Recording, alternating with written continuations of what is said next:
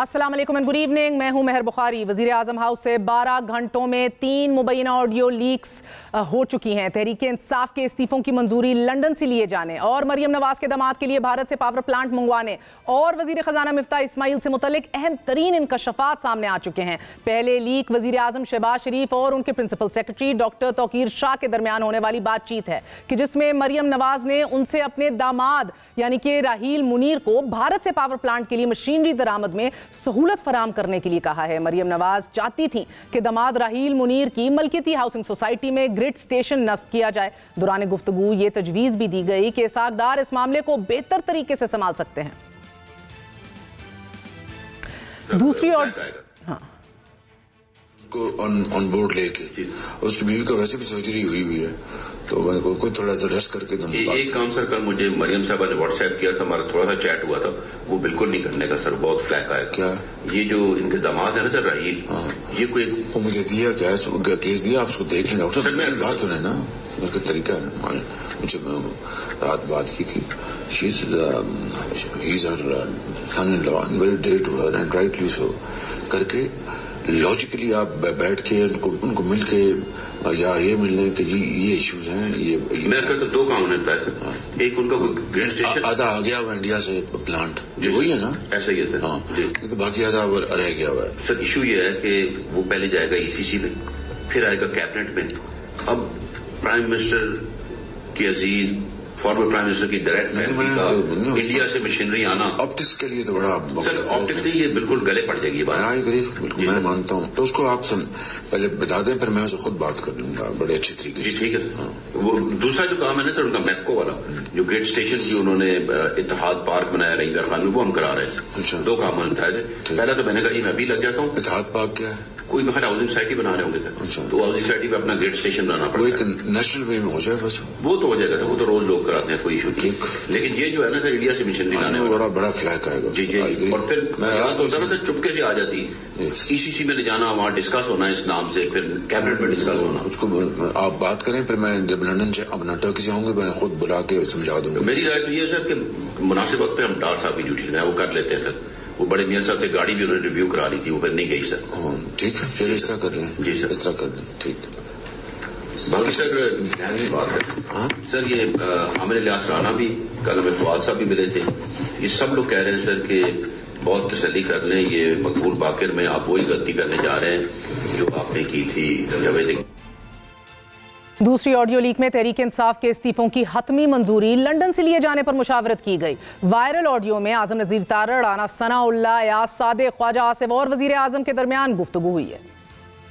बड़ी डिटेल में डिस्कशन नहीं। एक सेकंड सर, डेली आप 30 का नोटिस दे रहे हैं, 7 दिन वाला, आगे 6 वाला दे दिया, फिर आप आज 7 वाले देंगे, कल 8 वालों को देंगे। अभी टोटल दिया है उन्होंने सबको नोटिस, पर एक लिस्ट दिया है कि आप लोगों ने आके 6 को मिलना है। हमारी आज डिटेल मीटिंग आज हम टाइप करा के वो हम लीडरशिप को देंगे कि अप्रूवल देंगे। यानी 6 को जिन लोगों ने पेश होना था 30 लोगों ने, उनमें से जिन 7 8 के इस्तीफे एक्सेप्ट कर लें वो मियां साहब से क्लियर करवा देंगे, उनके इस्तीफे एक्सेप्ट हो जाएंगे। इसी बात पर एक्सेप्ट हो जाएंगे कि आपने कंफर्म किया। कुछ जाए जाके इलेक्शन में कहेंगे अगर नहीं आते कल जब मीटिंग हो नहीं आते तो हाँ ना है, ठीक है। मेरा मतलब रिजल्ट क्या होता है? रिजल्ट सत्ता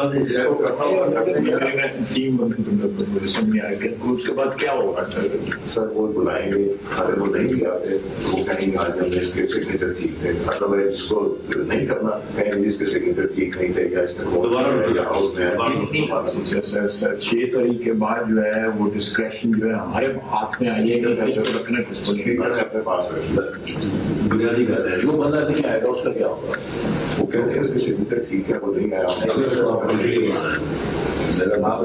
अगर एक बंदे को आपने फायर करना है, he doesn't show up, what will you say? Notice expire हो गया, नहीं आया, हमने बजट की मीटिंग तैयार कर हमारी मेरी गुजारिश है कि मैंने आपको सैनिटाइज कर दिया, इसमें देर न करें। लेकिन अब 6 की प्रोसेस शुरू हो जाएगा। नहीं, मगर आपने 5 को बताना है कि इन 30 में से एक्सेप्ट करने पर शॉर्ट लिस्ट करके हम लाइन करके एक आपको देते हैं, आप लंदन से पूरे भूल के लेनी है जो शाम 4-5 निकल के इनमें कल भी मतलब फिर राणा साहब को अथॉरिटी भेजना डिसाइड कर देना। बस वो डिसाइड जो है वो जिस तरह से आपने कल जो डिस्कशन की थी। तीसरी ऑडियो मुबैना तौर पर मरियम नवाज की है कि जिसमें वो वजीर आजम से मुखातिब हैं और ये कह रही हैं कि पता नहीं मिफ्ता क्या कर रहा है, हर जगह से शिकायतें आ रही हैं, जिम्मेदारी भी नहीं लेता और टीवी पर उल्टी सीधी बातें किया करता है। उनका ये भी कहना था कि वो शख्स की बहुत एहसानमंद हैं कि जो उनकी मर्जी की खबर भी लगवाता है और बंद भी करवा देता है।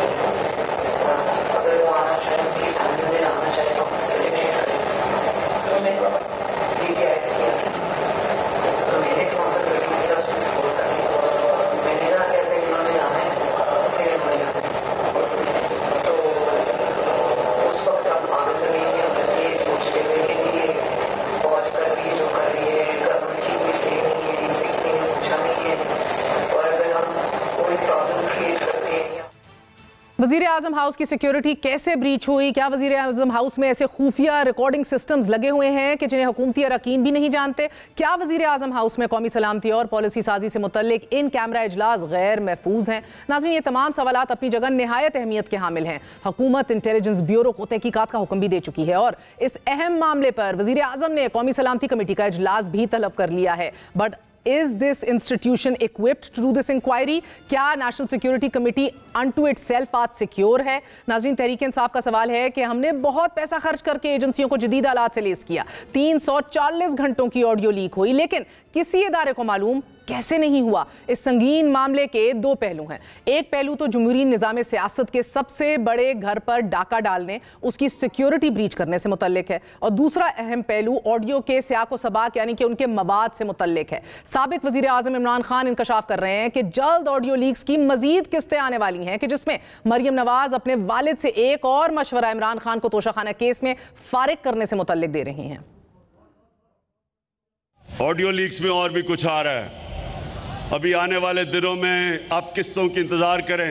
मरियम कह रही है अब्बा जी को कि इमरान खान को हम तोशाखाना इलेक्शन कमीशन कह रहे हैं, मैं डिस्क्वालीफाई कर दूंगा, इसको फिक्र ना करें कि तोशाखाना केस, ये है इलेक्शन कमीशन। जबकि फवाद चौधरी का कहना है कि धमाका खेज गुफ्तगू तो अभी जारी ही नहीं की गई। खबर है कि हुकूमत एक होने वाले डेटा खरीदने के लिए हैकर के साथ अब मुज़ाकरात कर रही है। हुकूमत पाकिस्तान इतनी ब्लैकमेल हो रही है इस डाटा के ऊपर, अब वो ये डाटा जिन्होंने चोरी किया है उनसे ख़रीदने के ऊपर गुफ्तगू कर रही है।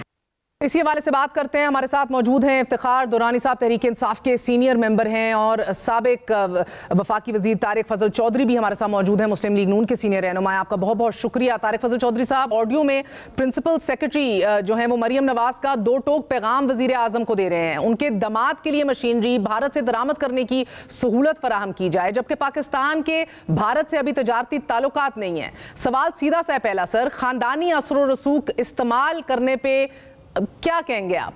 क्या इसको डिनाई किया जाएगा इस पॉइंट पे?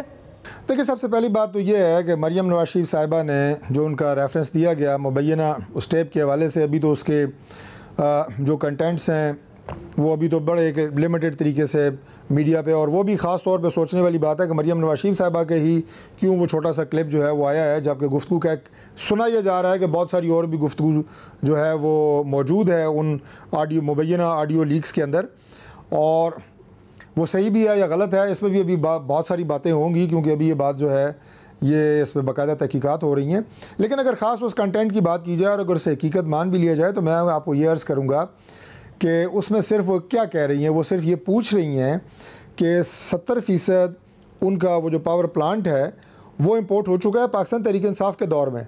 क्या आज ये गुंजाइश मौजूद है कि मज़ीद इम्पोर्ट किया जा सकता है? जवाब ये दिया जा रहा है कि इसकी गुंजाइश मौजूद नहीं है और वो चाइना से इंपोर्ट कर रहे हैं। आप ये देखें कि बाकी कंटेंट उन्होंने चाइना से इंपोर्ट कर लिया, इंडिया से इंपोर्ट ना हुआ ना, उसकी सिर्फ पूछा गया कि पॉलिसी क्या चल रही है, हो सकता है नहीं हो सकता, नहीं हो सकता, चाइना से हो गया। उनकी जो हाउसिंग कॉलोनी के हवाले से भी जो दूसरी बात की गई है उसमें उन्होंने हाई कोर्ट की डायरेक्शन ली हुई है कि इन्हें आप एक इंडिपेंडेंट ग्रिड स्टेशन लगाने की इजाज़त दें लेकिन उसके बावजूद इन्हें इजाज़त नहीं मिली और वो अभी तक बगैर गेट स्टेशन के मामला चल रहे हैं। वहाँ पे जो लोकल उनका वापडा का इदारा है उसने कहा कि हम आपको बिजली खुद फराहम करेंगे। तो इसमें ना तो कोई फेवर ली गई है, ना कोई कानून को तोड़ा गया है और ना कोई लॉज को बाईपास किया गया है। पूछा गया है कि क्या ये मुमकिन है और कहा गया ये मुमकिन नहीं है, तो बात खत्म। इसमें तो मेरा नहीं ख्याल कोई भी ऐसी चीज़ है ये बात इधर खत्म होती है नहीं होती। मैं आपसे खुद भी थोड़ा सा इख्तलाफ कर सकती थी, मगर क्योंकि दुरानी साहब इधर है उनसे पूछ लेते हैं। सर, गैर कानूनी तो कुछ मांगा नहीं, तो फिर आप लोगों को क्या प्रॉब्लम है? वो कहते हैं बात खत्म। बिस्मिल्लाहिर्रहमानिर्रहीम। इसके दो पहलू हैं इस ऑडियो लीक्स के जी, जिसमें दोनों पे मेरा पॉइंट ऑफ व्यू है। पहले तो मैं ये कंटेंट भी डिस्कस करना चाह रहा हूँ। ये एक्चुअली जब एक कन्विक्टेड क्रिमिनल जो है बेल पे होता है, चाहे वो लाहौर में जाती उम्रा में हो या लंदन के पार्क व्यू अपार्टमेंट्स में हो, दोनों किसी सूरत में गवर्नमेंट में इंटरफेरेंस नहीं कर सकते हैं। अच्छा, ये कोई डेमोक्रेसी नहीं है कि एक खातून जो है वो अपने बाप की इजाज़त के लिए आई और उसके बाद वो डिसीजन मेकिंग में आ गई हैं। ये तमाम ऑडियो लीक्स बता रही हैं कि this is sham democracy, this is not democracy. कि आप रूल हो रहे हैं उन लोगों से जो कि कन्विक्टेड हैं। आपके पास अथॉरिटी कोई नहीं है कि आपने इस्तीफ़े कैसे लेने हैं, वो भी आपको डायरेक्शन दी जा रही है। आपने प्लांट्स कहाँ से इंपोर्ट करने हैं, इंडिया से ताल्लुकात कैसे करने हैं, फॉरेन पॉलिसी क्या होनी चाहिए, आपके पास अथॉरिटी नहीं है। चीफ इलेक्शन कमीशनर को आप कह रहे हैं कि क्या करना है आपने। तो इस वक्त ये एक बड़ा सीरियस गवर्नेंस क्राइसिस है। मेरा ख्याल ये है कि सुप्रीम कोर्ट को इसमें इंटरवीन करना चाहिए इस वक्त, क्योंकि अगर ये गवर्नेंस मॉडल ऐसा है तो फिर ये हमें लॉज रूल्स ये लेजिस्लेशन करने की क्या ज़रूरत है। हमें इतने बिल्स जो पॉलिटिकल पार्टी एक्ट में बताना है कि प्रेसिडेंट फलां नहीं रख सकता, वो लगा दें, आप सारों को लगा दें, ये इनके हवाले कर दें मुल्क। ये तो देखें जी, एक बहुत बड़ा एक सानिया इस मुल्क में वाक़या हो गया है जो ऑडियो लीक्स हैं। आप जानते हैं ना दुरानी साहब, आपके लीडर की भी अभी आने